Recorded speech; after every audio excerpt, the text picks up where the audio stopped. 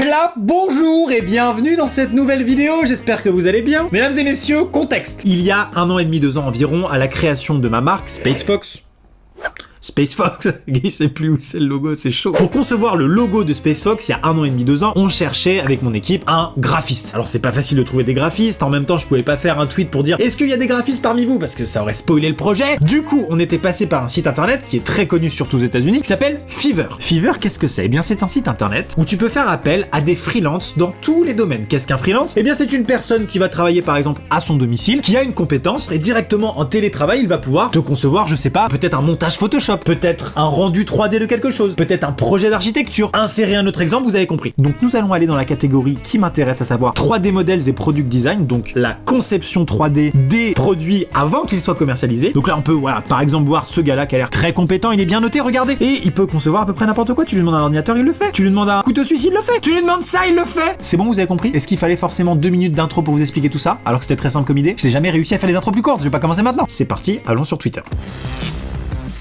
L'Inca qui nous propose, j'ai toujours rêvé de le faire, mais j'ai pas les moyens techniques, donc je te mets l'invention ici. Un contour de porte de salle de bain. Il faut que je vous dise qu'en fait, il est possible que vraiment, on arrive à concrétiser des inventions qui soient vraiment incroyables, qui soient peut-être commercialisées, et que finalement j'arrête YouTube et que je me lance dans l'industrie à grande échelle de portes séchantes, parce que je sais que c'est ça qu'il va proposer, qui te sèche quand tu passes dessous après ta douche, comme leur sèche-main de forain, mais pour le corps entier, voire schéma. Ton schéma est déjà culte. Heureusement que t'as précisé R, parce que j'ai vraiment l'impression que ce gars se faisait électrocuter sinon. Je pensais que c'était une sorte de une invention, mais plutôt pour électrocuter les gens quand ils sont dans le couloir de la mort aux États-Unis. Cette invention L'Inca est incroyable. Lui il est pas mal là. Attends, lui il fait des trucs de ouf là. Il fait des trucs de ouf. Vas-y, ça c'est bon ça. J'embauche Muazam07. Let's go. Bonjour. Oh putain, on peut ajouter des pièces jointes. Je vais totalement ajouter en pièces jointes les vieux schémas éclatés au sol. Comment on peut appeler ça? Is a door dryer. Oh attends, ça sonne bien de ouf. La description c'est vraiment un enfant quoi. La première invention est un door dryer, une porte séchante finalement. Donc ça peut sécher ton corps entier après la douche quand tu quittes la salle de bain. Donc là je suis Maxime du présent. Vous allez voir Maxime du futur juste après qui constate la réalisation des gars sur Fiverr, ok? On fait des bonds dans le temps, finalement vous avez l'habitude de ce genre de vidéo. Bon, écoutez, cette invention très importante, le séchoir pour les humains, c'est une vraie bonne idée. C'est quelque chose qui peut être déposé, qui peut nous faire de nous des millionnaires. Allez, on regarde ensemble. C'est nul à chier. C'est vraiment éclaté au sol. Oh l'arnaque totale. En plus vous savez quoi? Entre-temps, le mec m'a demandé $100 de plus. C'est un scandale. Il a pris une porte, il a mis des trucs bleus. Quel enfer, je me suis fait tellement arnaquer. En fait, non mais il manque plein de trucs, Quand t'es tout mouillé là, d'accord? T'as plein d'eau sur toi, d'accord? T'as le séchoir, donc du coup, bah déjà ça brasse de l'eau partout, donc faut déjà inventer un système pour que ça mouille pas l'entièreté de ton appartement, d'accord? Ensuite, faut récolter l'eau, il faut un espèce de cuvette, j'en sais rien, il faut un truc au sol qu'on ne voit pas là actuellement. Y a même pas. Où est le système d'air? Ah si, d'accord! Ah si, le séchoir est là, d'accord, quand même. Le séchoir est là, ok. Oh d'accord. Ah bah on voit l'autre côté. Ah bah c'est toujours aussi nul. Y a rien à rajouter. Arnaud, je suis désolé de commencer comme ça. Je suis dégoûté. Prochain tweet, celui de Terracide. Alors figure-toi justement que je voulais commercialiser le gris baguette, quel génie. Est-ce qu'on est d'accord dans cette vidéo qu'on est tous des inventeurs de génie, mais juste on n'a pas les moyens et pas le temps? On a tous eu dans notre vie une idée de génie, on se dit putain mais si ça je le fais, je deviens fucking Steve Jobs. Mais juste j'ai pas le temps, j'ai des courses à faire. En plus ce matin j'ai heurté un trottoir avec mon pneu, j'ai crevé, j'ai dû changer, j'avais qu'une galette, enfin c'était chiant. Galette c'est pas le gâteau, vraiment une galette en fait c'est un pneu qui... On s'en bat les couilles putain. La deuxième invention est, comment on va l'appeler? Baguette toaster. It's like a normal toaster, but it is the French version. It is longer and you can toast, tiens-toi bien mon cochon, an entire baguette. Et ça c'est dingue. Holy fucking shit. Écoutez-moi bien, Terracide, tu en as rêvé, le voici, le grille-pain baguette que j'ai reçu, voilà. Au moins une fois dans l'histoire de l'humanité, quelqu'un a taffé sur ce projet. On regarde ça, là tu vois je suis un peu stressé. C'est très décevant. C'est scandaleux, je veux être remboursé tout de suite. J'ai payé pour que le gars prenne un putain de grille-pain sur Google Images et qu'il l'allonge. C'est nul à chier. Je suis déçu. Elle rentre même pas la baguette. Est-ce que les gens qui s'y connaissent en modélisation 3D peuvent confirmer qu'effectivement ça a pris 4 minutes 30? Et encore je suis gentil parce qu'il y avait un bug en fait. Il devait faire une mise à jour Windows. Je le compte dans les 4 minutes. Donc vraiment, abusé. J'espère que les autres inventions seront mieux, sinon on va devoir annuler cette vidéo. Antoine propose un gobelet avec des pieds de tabouret parce que ça tombe beaucoup trop facilement, donc autant opter pour le système à 3 points. 3 points d'appui pour assurer une stabilité maximale et ne plus renverser de verre en bousculant malencontreusement une table. C'est vrai qu'il y a quelque chose à faire, Antoine, tu fais bien de le préciser au niveau des gobelets. Ça fait que tomber, c'est relou. Par contre, 3 pieds de tabouret sur un gobelet, idée de merde. C'est quoi, Antoine? On va laisser carte blanche à la personne que je vais embaucher. Je vais lui dire, invente-moi un gobelet qui ne peut pas se renverser. Voilà. J'ai donc reçu l'invention extrêmement basique, extrêmement simple du verre qui ne se renverse jamais. Je crois qu'en vrai ça existe déjà. Maintenant c'est pas parce qu'un truc existe déjà qu'on peut pas l'améliorer. Peut-être que le gars a une meilleure idée, j'en sais rien du tout. Regardons ça ensemble, le stress est relativement présent. Ah ouais, mais c'est beau! Par contre, c'est pas le verre qui se renverse jamais. C'est un verre avec un pied, quoi, en fait. Non, je suis impressionné par la qualité de la modélisation. Au final, on pourrait très bien trouver ce genre de verre à Ikea sans aucun problème. Il est pas choquant. Maintenant, de là à dire qu'il se renverse jamais, faut peut-être pas se foutre de la gueule des gens, d'accord? Il se renverse certainement moins facilement que les autres, mais c'est pas infaillible. C'est pas révolutionnaire. Un suppôt qui donne bonne haleine. Un suppôt, c'est pas dans le cul. Un bus assez haut pour pouvoir laisser les voitures passer en dessous et donc éviter les embouteillages. Ouais, en gros, c'est le bus d'Harry Potter, sauf que au lieu de se rétrécir, parce que c'est quand même compliqué techniquement, on va pas se mentir, il a peut-être des roues sur les côtés, je vois très bien ce que tu veux dire. Ça, je veux le voir tout de suite. Vas-y, let's go. Là, ça va être quali, je pense. Ok, rebonjour, on est plusieurs jours plus tard pour découvrir, je pense, l'invention qui me hype le plus. Je ne sais pas à quoi m'attendre. On regarde ça. J'ai peur. Voici ma réaction, elle s'affiche actuellement sur mon visage. Je suis trop content. Le gars, il est graphiste chez Tesla, en fait. Le gars a fait des fusées pour SpaceX. Quoi?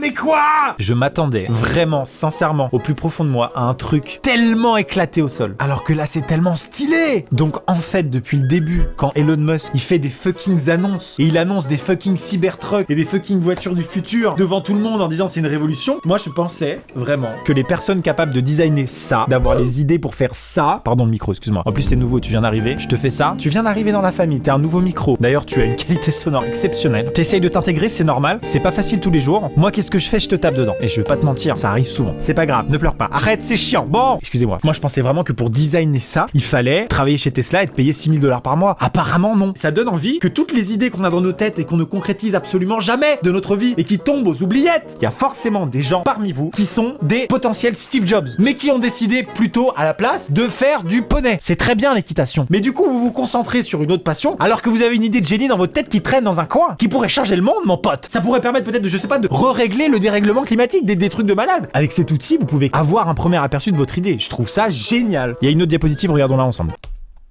Mais c'est incroyable. C'est-à-dire que là, on se rend bien compte qu'il y a des bras qui sont fixés aux roues. C'est un bus qui utilise uniquement cette technologie quand il y a vraiment du trafic. Quand il est dans la merde. Par exemple, Robert Pichon, au 3e rang du bus, qui dit « Excusez-moi, monsieur, j'ai un avion, je vais être en retard. Est-ce qu'on peut peut-être passer en mode élévateur ?» Pas de problème, monsieur. Paf, ça passe au-dessus du trafic et tch, ça double tout le monde. C'est incroyable. Je sais que parmi vous, il y a forcément une meuf ou un gars dont c'est le taf tous les jours. Peut-être il y a des conducteurs de bus parmi vous. D'ailleurs, me regardez pas pendant que vous conduisez le bus parce que c'est dangereux en fait. Vous êtes conducteur de bus. Est-ce que vous pensez que c'est une bonne chose ou c'est casse-couille de ouf? Les virages là, ça se passe comment hein? C'est important aussi de critiquer l'invention, attention. Qu'est-ce qui se passe si le conducteur appuie sur le bouton pour baisser le bus et qu'il y a les voitures en dessous?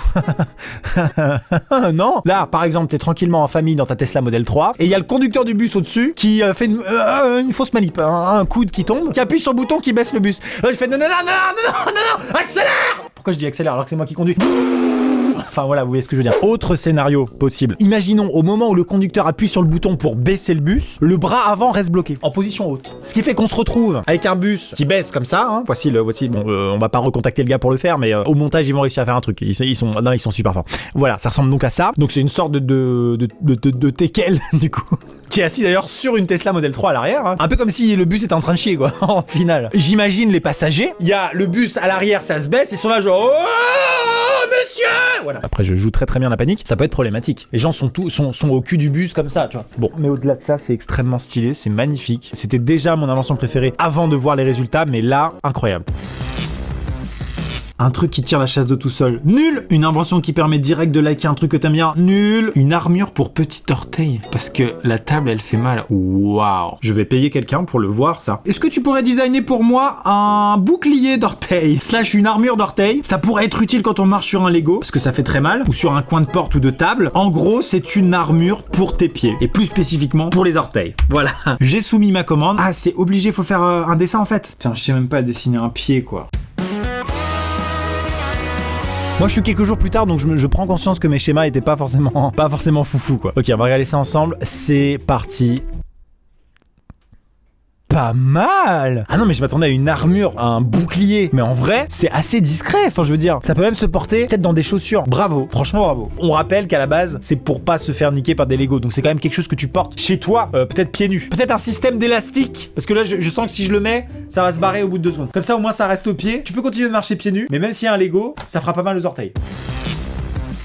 Un parapluie qui te dit quand il pleut, mais que quand il est ouvert. C'est complètement con ça. Tu l'entends, puis tu vois, enfin Un cœur réparé, c'est super triste, vous me faites bader en fait là. L'antiplouf, faire caca sur cette plaque qui amènera délicatement votre caca dans l'eau sans faire aucun bruit et aucune goutte. C'est absolument incroyable. Je vais payer quelqu'un pour voir ça du point de vue d'un ingénieur. Hello, I am contacting you because I have an idea. It is simply a anti-splash toilet, which is when you make a poo, the water come back. C'est vraiment ignoble.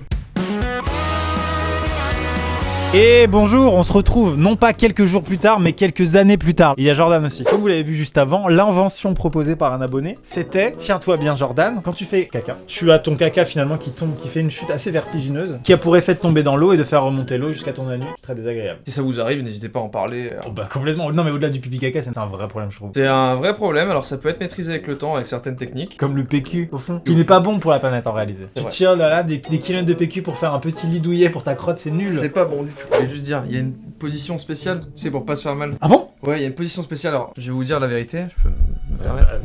Vous ne faites pas caca de la bonne manière. Alors, la vraie position, c'est celle-ci. Quand vous êtes sur votre toilette, non mais vraiment, je vais pouvoir la mimer ici. Là, c'est la position classique sur un toilette. Normalement, il faut que vous soyez plus comme ça. Non, mais je suis très intéressé en fait là. Il faut que vous soyez plus comme ça. Oui, il y a un schéma qui le montre. Quand on est comme ça, ouais. on fait une pression sur notre c'est vrai ça. Et du coup, on le tord. Voilà, c'était la petite info. Mais du coup, il faut un tabouret. Il faut un petit tabouret et un petit marchepied. C'est ridicule, Jordan. C'est ridicule. Bon, l'idée d'un abonné, c'est d'avoir conçu, pensé, imaginé un bras qui vienne récupérer ta crotte. Donc ça se met sous la cuvette. Au-dessus du niveau de l'eau. Ok. Ça récupère ta crotte et qui électriquement ou thermiquement vient la plonger délicatement dans l'eau afin d'éviter le splash. Déjà, il est très constipé le monsieur. C'est la mauvaise posture. Ah oui, oui, exact. C'est juste qu'il a pas un tabouret. Et c'est ingénieux, hein. D'accord, donc ça vient faire un clapet sur le... Tu trouves pas comme c'est une forme délicate alors que c'est censé oui, collecter de la merde. Oui, c'est une feuille inspirée de la nature alors qu'en fait tu chies dedans. C'est complètement inspiré de la nature. Mais non, en tout cas, j'aime bien l'idée. Attends, mais il y a une double spatule. Bah, attends, comment ça se passe? Comment marche le mécanisme là? Imagine, tu fais une crotte et tout de suite après, il y en a une autre qui arrive, paf, ça plonge dans l'eau, il y en a une qui revient, tu vois. Faut pas le monter à l'envers parce que si celle du dessous, elle décide de faire... C'est un problème. Oui, j'imagine des télés avec une intelligence artificielle et pendant que t'es pas là, ils gardent ta crotte et ils jonglent. T'as vu mon toilette? Regarde. Oh, ce serait incroyable. Oh waouh. On passe à la suite. Alexandre Calvez vient de proposer un truc incroyable, un casque audio qui aspire le cérumen. Est-ce que je peux vous confier une anecdote dégueulasse? Vous avez dit oui. Je fais partie de ces personnes qui ont une production de cérumen digne des meilleures ruches. Je me nettoie très régulièrement du coup tous les matins, mais c'est vrai que si en journée je pourrais avoir un petit casque et pendant que j'écoute ma musique discrètement il y a un petit truc qui fait hop là, ce serait pas mal du tout. Écoute ça, franchement Alexandre, ça part directement. Je vais chercher quelqu'un qui puisse faire ça. Le casque qui nettoie les oreilles. Ça, c'est quand même un des produits les plus techniques qu'on a demandé. Hein. Là, vraiment, moi-même, je ne sais pas comment, quoi, pourquoi. Ok, la technologie a l'air incroyable. J'ai l'impression que c'est un petit jet limite. Ça doit être désagréable de ouf. Hein. Est-ce que le jet varie en fonction de la musique que t'écoutes? J'aimerais savoir. Si t'écoutes du Aya Nakamura, est-ce que au moment où elle dit copine, ça fait déjà, je sais pas, des trucs comme ça. Est-ce que c'est en lien avec les paroles? Tu vois ce que je veux dire? C'est ce que j'aimerais savoir. J'aurais peur de me mettre ça dans les oreilles. Hein, je vous le dis. Hein. Ça me stresse rien qu'à voir le produit, quoi. Ils mettent ça, mettre dans l'oreille. T'as l'application Spotify et l'application Cérumen et t'appuies lecture sur les deux et ça fait genre de mes copines, tu vois, un truc, enfin, je sais pas, moi je suis pas convaincu, ça fait... C'est un presse-oreiller mécanique pour pouvoir dormir sur tes deux oreilles. Quoi? Il y a une option business avec des enceintes intégrées. Ah d'accord. Oh ouais, c'est dangereux ton truc. Salut, je te présente mon ice drink. Ce verre est muni d'un compartiment d'eau que tu peux congeler afin que ta boisson reste au frais et qu'elle ne soit pas distillée par les glaçons qui fondent. Ah ok, c'est chiant de ouf. Ah non, ça m'a pas amusé de ouf. Hein. Celui-là, il est incroyable. Un parapluie en forme d'entonnoir qui maximise l'eau qui arrive sur ta gueule. Je vais voir à quoi ça ressemble. C'est un parasec pour pas être sec. C'est ça en fait.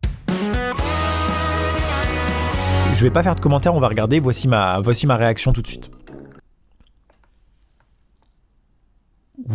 waouh. Mais ça défonce. Il est super beau. J'imagine vraiment la personne qui a dû taffer sur ça. Qui a dû dire mais qu'est-ce que je suis en train de faire? C'est parfaitement inutile comme invention.